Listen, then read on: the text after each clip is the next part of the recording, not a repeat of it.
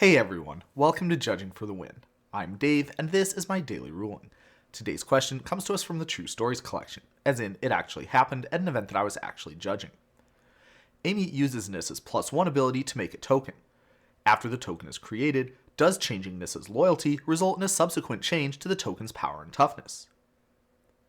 Alright, so as you can see, this ability uses X as a placeholder for a number.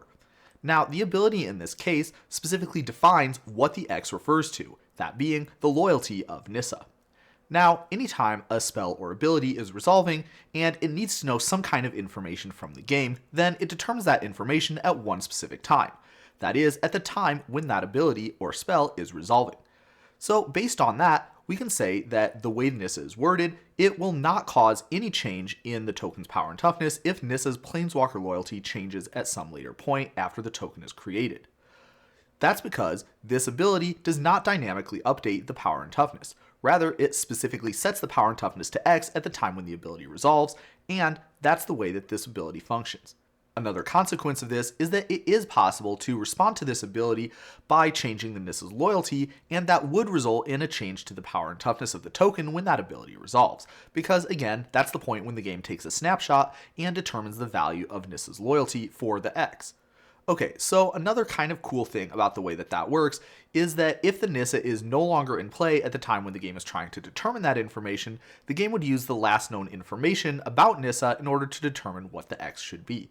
So that would mean that there's actually a difference between using something like, for example, a Vampire Hexmage to kill the Nissa or a Hero's Downfall. In one case, the Vampire Hexmage would take away all the loyalty from Nissa before it goes to the graveyard, and so the last known information would be 0 loyalty, resulting in a 0/0 token. On the other hand, the Hero's Downfall does no such thing.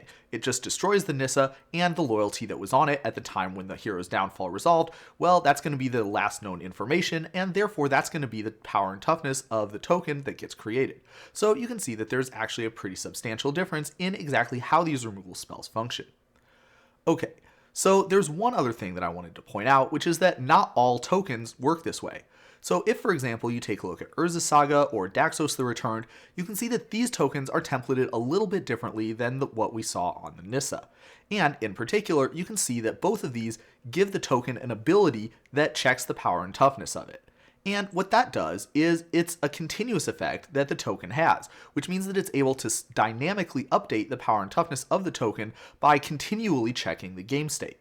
So this is the sort of wording that we would need to see in order to be able to change the power and toughness of the token in response to changes of the game state that happen after the token gets created. But that's all I have for you today. How did you do? Join me again next time for another daily ruling, but until then, I hope you have a great day.